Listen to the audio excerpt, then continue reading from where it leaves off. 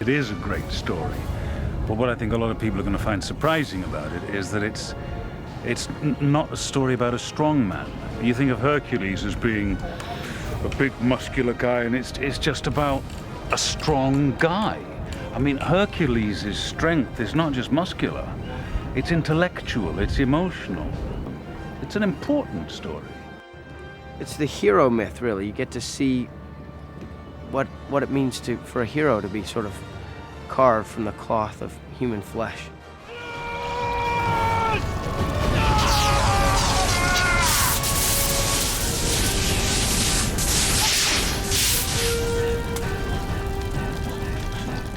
Just couldn't believe that it's the scale that it's on.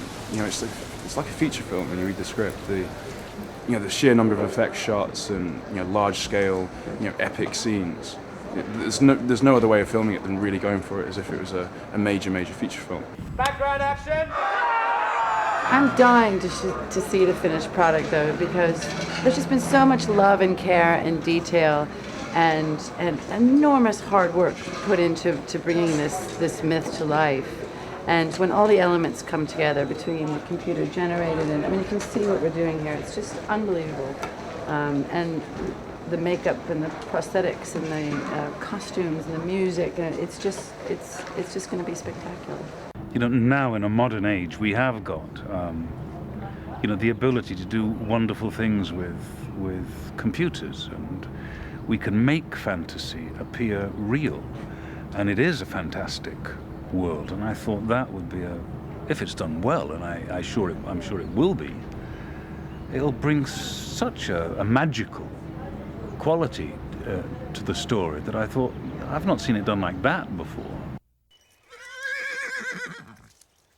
I get spray painted gold every morning. I'm kind of a nymph, goddess, tree-dwelling creature, and I'm all gold. Everything is gold. All my arms are gold, gold, gold. I don't know if you can see in this light. It's not very sunny right now. It's a bit gray, but they spray paint everything, and then at night they have to put all this oil on top of me to take it off in a long bath.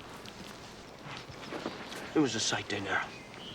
Even as the Sphinx's lips puckered for his, her claws gleamed from the gloom to plunder his heart. When you adapt classic works of literature to television, what ends up happening is these classic works end up being applicable for the entire family. And then once they've seen it, and it's been such a wonderful production, then they go out and they buy the book, and so they're reintroduced to works that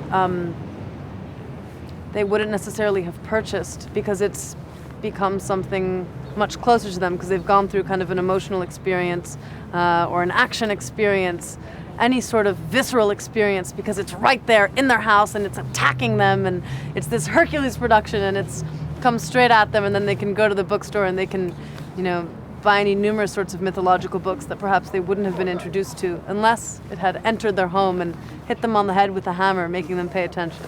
In this interpretation of Hercules, Linus dedicates himself to Hercules. I don't want to give away too much of the story, but basically he swears an oath to follow Hercules and see what he does and tell of his exploits. I've been joking around with people that the sidekick business has been very, very, very good to me. I'm having fun. I sort of knew that I would, too. I'm bound by my word to be your servant and bard. I release you from your bond.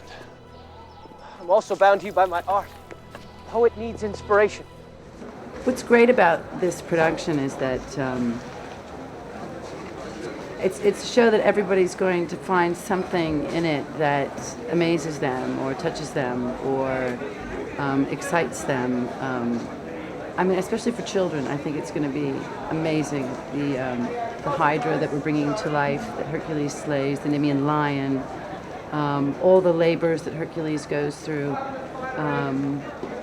And I think that Paul Telfler is just doing an amazing job as Hercules, and he's absolutely stunning. You've given me all this time.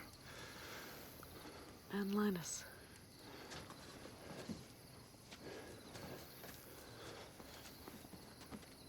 I don't deserve such loyal friends. This is a mythical world. It's a world of not only men and women, but a world where gods can walk on the earth, where there are pre-human creatures, centaurs, satyrs, nymphs. It's a world of magic and fantasy.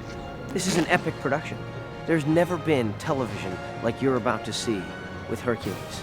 I mean, sit back, hold on to your chairs. We're talking about one of the great myths of Western civilization here.